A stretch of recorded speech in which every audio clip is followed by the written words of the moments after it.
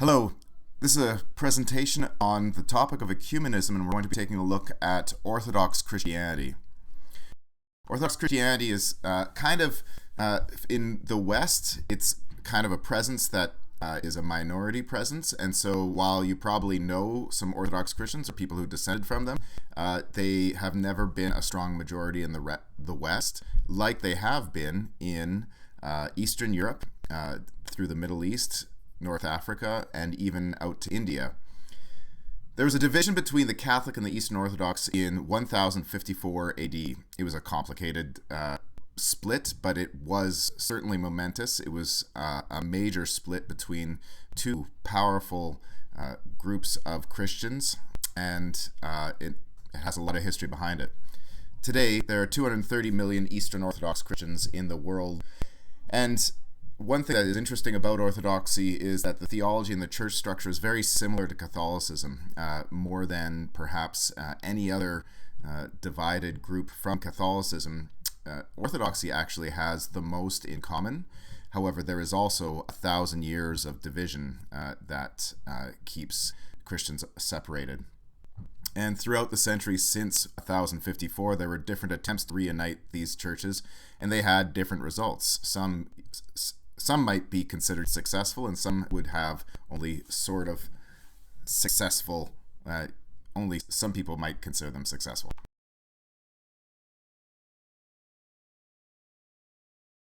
So just to take a quick look, this is a procession of Orthodox Christians. The Russian Orthodox Church, we'll learn, is the largest Orthodox church in the world right now. And there are just a few things that I want you to notice. First of all, the people are living in a different country. So this is Russia, and they have different traditions. They have different fashions. And you can see that in this procession, they are holding a cross, and you'll notice that the cross has a picture of Jesus painted on it, but it does not have what we'd call a corpus, a statue of the body of Jesus on the cross. And that's really distinctive. You'll also notice that lots of them in the front are wearing ornate gowns that we wouldn't probably see in a Catholic church. And so the what's called liturgical dress is distinctive among the Eastern Christians.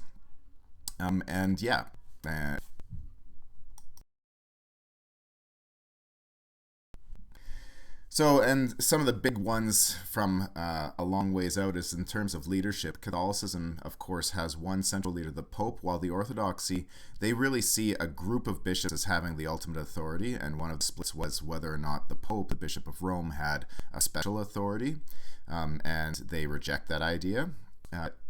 For the Catholics, what was really important is that everybody spoke the same language. The Latin-speaking Mass continued throughout the division until even the 1970s.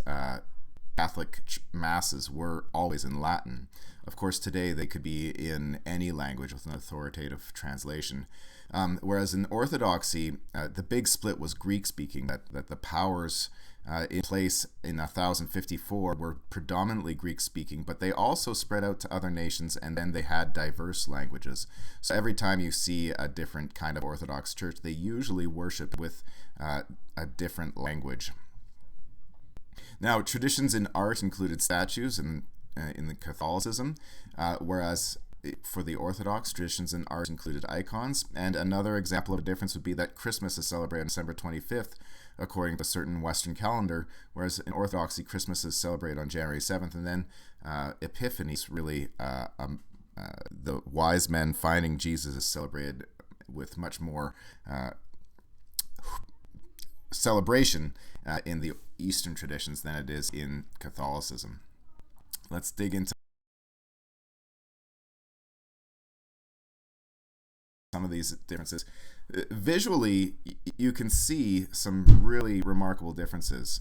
On the left, we have an Orthodox. Oh, I swapped it. This is on the left is Orthodox in this slide, and that is a cathedral in Moscow, I believe. And you can see that they have domed churches, whereas on the right is a Catholic church. I believe that's Chartres, a very famous cathedral. It might not be Chartres. It might be another famous cathedral. Anyway, it's Western European, and you can see it's a lot more angular and distinctive in that way. Inside the churches, you will see a major difference. On the left is Catholic. Now, this is one tradition in Catholicism where the priest is facing the altar at the very front of the church, and that is how most Latin Rite churches were arranged until the last 50 years or so. But in any case, you can see the priest and you can see the altar. Whereas on the right is an Orthodox iconostasis. It's a giant wall of icons with pictures of sacred moments in salvation history, predominantly Mary and Jesus right by those doors. So we have doors with icons on them and the wall with icons on it. And basically the altar and all the prayers of the Eucharist take place behind that wall, where you can kind of see through the cracks that it's happening. Some iconostases are more open, so you can see more of it, and some are more closed, like this one. And so most of the worship service, the priest is behind these walls, and the idea is that God is both present to us and also hidden from us. And that's a big difference, especially from other Christian traditions besides Catholic. But that's a big distinctive note about Eastern worship. You can see the sacred art I've mentioned before. This is on the left is St. Peter, and on the back there, I believe those are other apostles or other popes. And the West really took to statuary in a big way, and that's still distinctive. Whereas the East used iconography, so they painted two-dimensional pictures, but they did it in a very stylized and very prescribed manner that's very distinctive. And so when we talk about icons, we're not talking about Instagram and Google Chrome icons to click on. We're talking about two-dimensional depictions of holy people, and there's a huge tradition in the East, although the West does look towards icons and has been rediscovering them.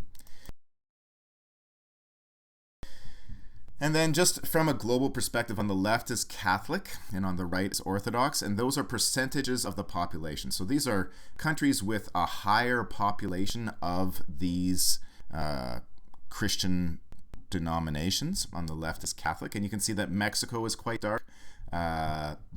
Portugal and Spain and Poland are all quite dark. Oh, yep. I believe that's Poland there. Yeah, that's Poland.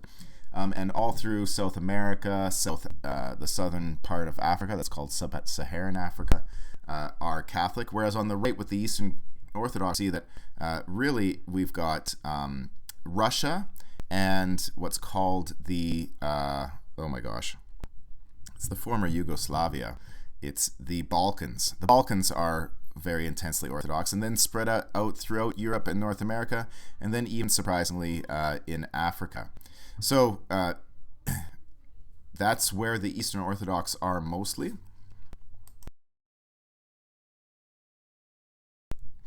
And if we take a look at the largest Orthodox and Eastern Catholic churches, on the left is Catholicism. Now, the Latin Rite would be what we usually call Roman Catholic, or for the vast majority of the churches in our city, Saskatoon, are Latin Rite churches. They speak in English, although there are Spanish and Polish and other languages. Filipino Mass is said. But for the most part, when we think of Catholicism, we think of the Latin Rite. But the Eastern Catholic churches that we'll talk about in a moment, the Ukrainian Catholics are 5.5 million. Syro-Malabar Catholics are out of India, and they are 4.3 million. The Marianites are Lebanese, mostly. So that is the major church in Lebanon. And the Melkites are Syrian. They're from the country of Syria, and they're 1.6 million.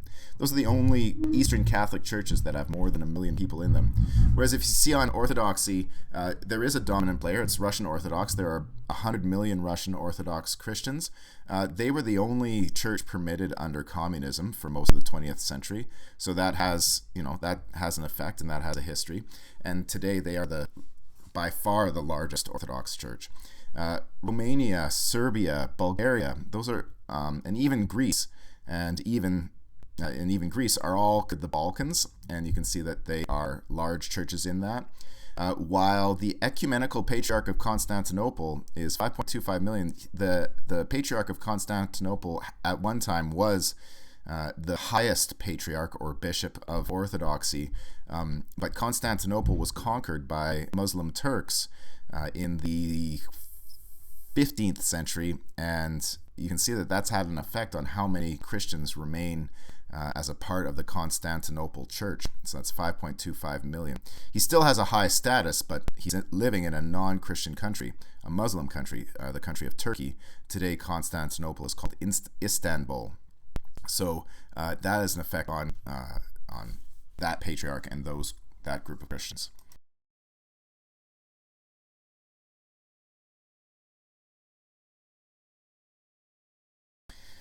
Ultimately, it comes down to people. On the left is a Catholic service, and you see that we have a lot of Asian Christians celebrating there.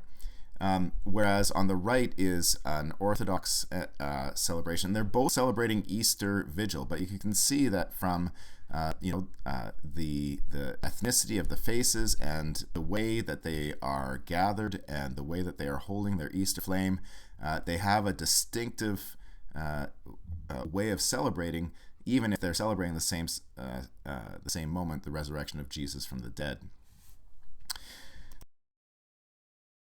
Now, over several centuries, some of the Orthodox churches